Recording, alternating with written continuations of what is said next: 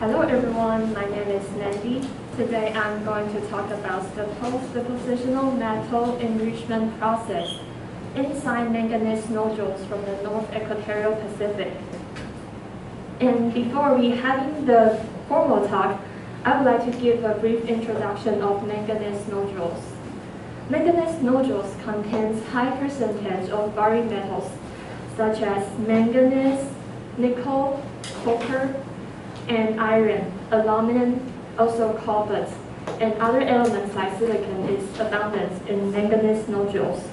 And this makes the manganese nodules a really important material for making the battery.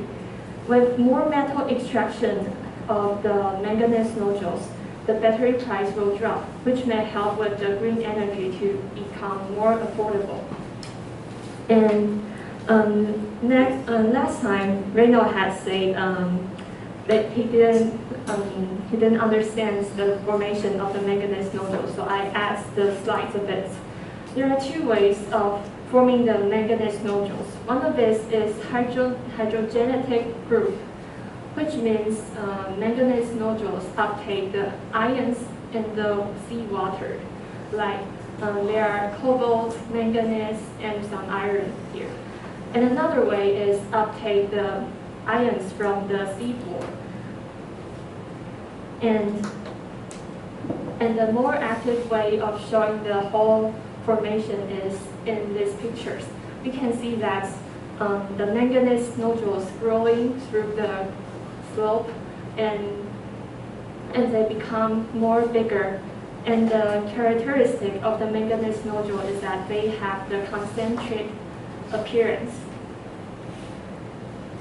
Okay, so after having a brief introduction about the nodules, so let's come back to the formal talk. Today the sites we're going to talking about is in the North Equatorial Pacific, and more specifically is in Clarion and Clipperton fracture zone. You can see in this map, it is in the middle of the Pacific. In these places, the nodules contains massive nickel and copper.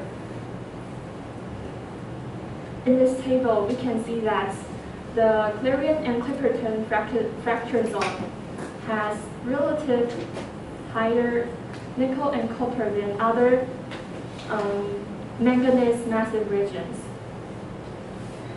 After learning about the facts of the nodules here, we really wanted to know the mechanism that makes the manganese nodules here to accumulate a lot of nickel and copper. So what way do we investigate it? We use three methods. First one is X-ray diffraction technique, and another one is electron microprobe. Usually we call it AMP. And another one is scanning electron microscopy, SEM. By using the X-ray diffraction techniques, we can identify the minerals in the manganese nodules.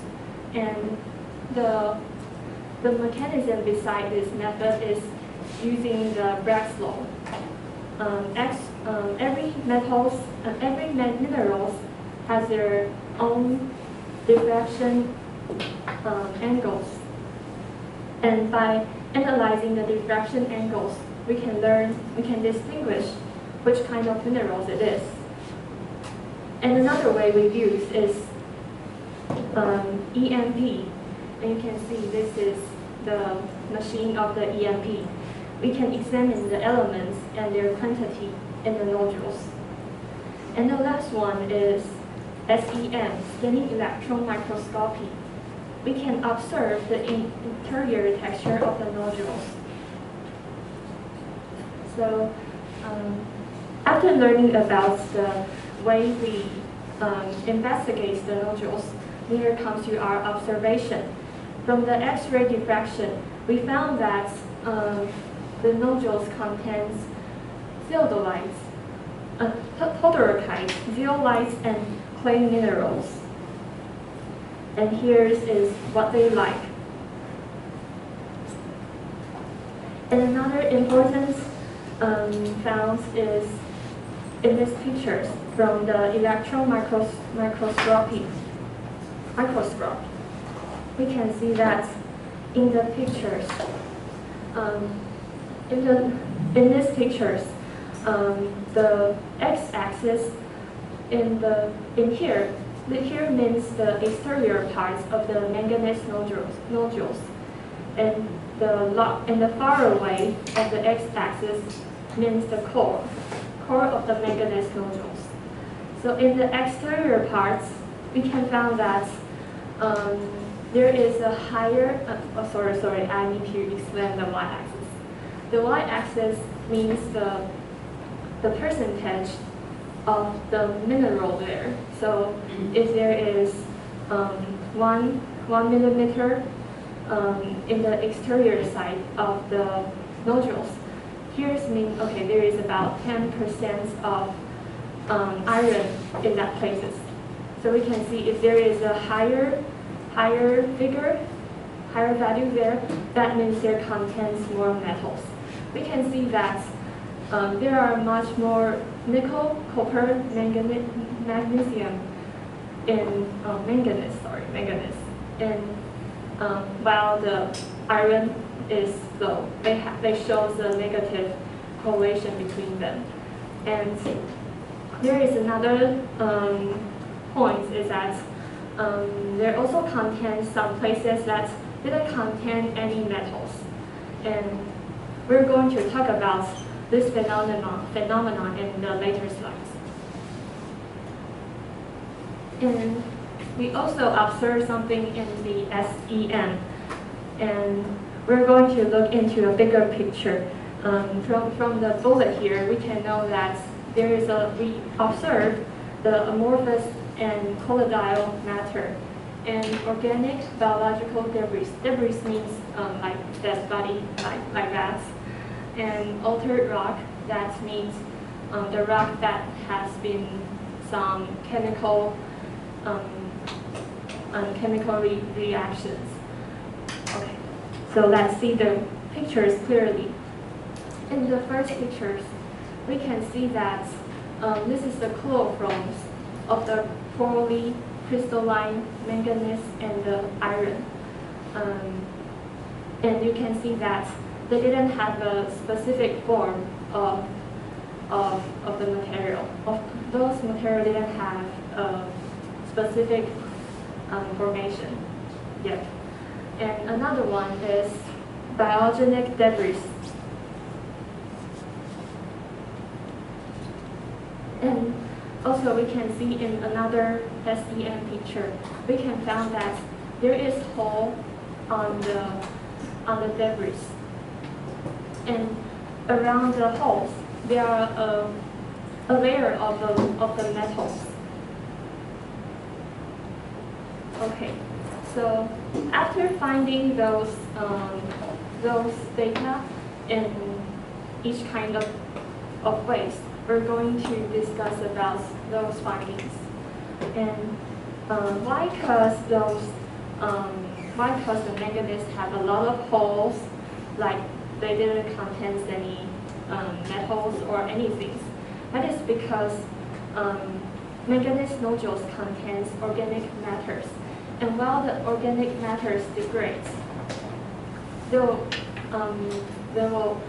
produce some like bubbles and holes in the manganese nodules. And aside from that, those oxygens and organic matter will reduce the metal oxides. So that means the metal will become the elements, not the oxide conditions. And another one is after the metal turning into the elements, they are dissolved in the water. The ions condition of the metals will start to deposit in the manganese nodules. We can see in the former picture that there are a layer of metals that's coating on the hull. And another one is nickel, copper, and magnesium. are more active than iron, and this cause iron are tend to become the oxides. So in this picture, we can see that because iron are tend to became in the oxide conditions.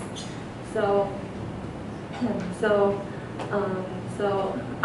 when other elements are in the element conditions, iron contains more like oxygen, so the percentage of the iron will become low, and that is the reason why there is a negative correlation between those metals and iron.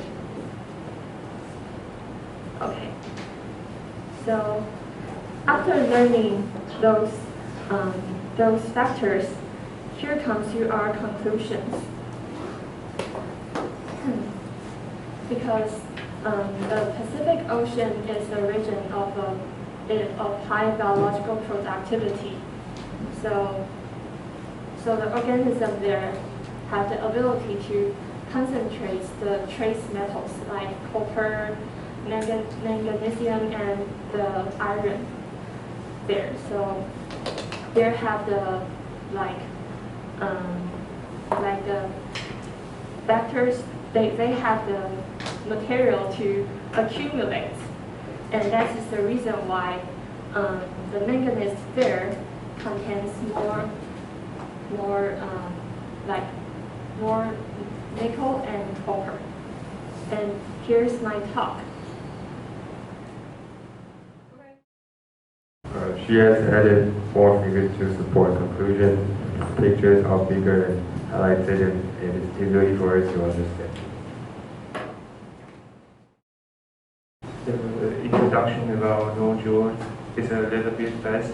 Maybe she can talk slowly and more clear.